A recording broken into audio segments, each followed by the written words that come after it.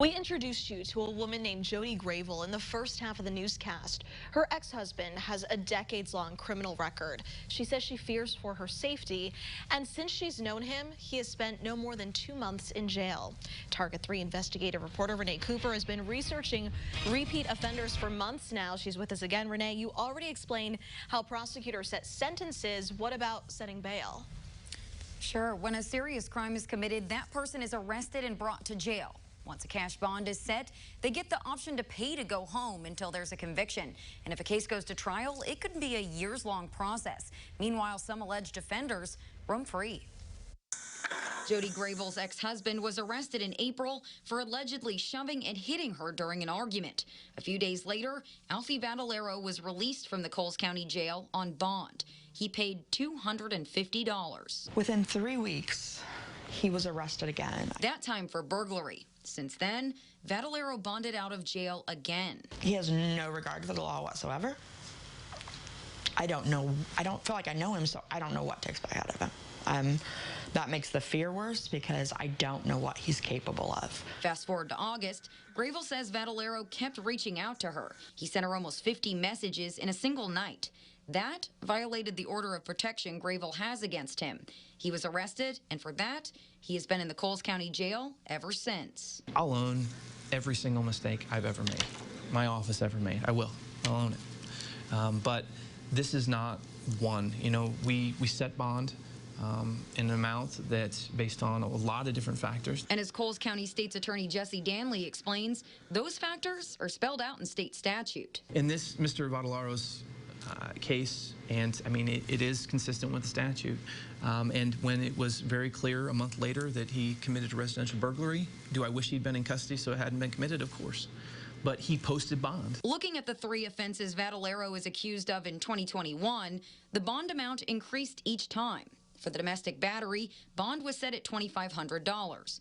Vadalero paid the 10% required by state statute, $250. For the residential burglary, bond increased to $50,000. He paid $5,000. And for violating Grayville's order of protection, the court set bond at $100,000. And that's the question, is not how I feel about it, it's am I following the law? The people of Charleston, at least in my opinion, are tired of justice not being served properly. This group held a peaceful protest for higher bonds and tougher penalties in August outside of the Coles County Courthouse. For the most part, they were protesting what they say is a lack of action around a young woman's death. Jason Jennings is accused of drug-induced homicide for the death of his 26-year-old girlfriend, Nicole Carver, in September 2020. That's a Class X felony.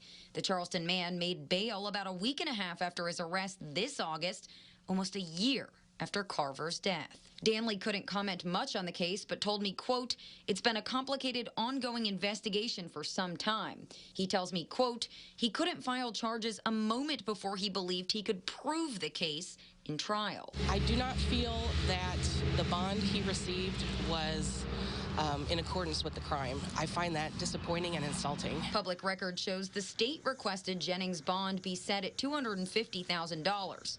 The court ended up setting it at $50,000. The judge has to consider these factors. The state has to argue these factors.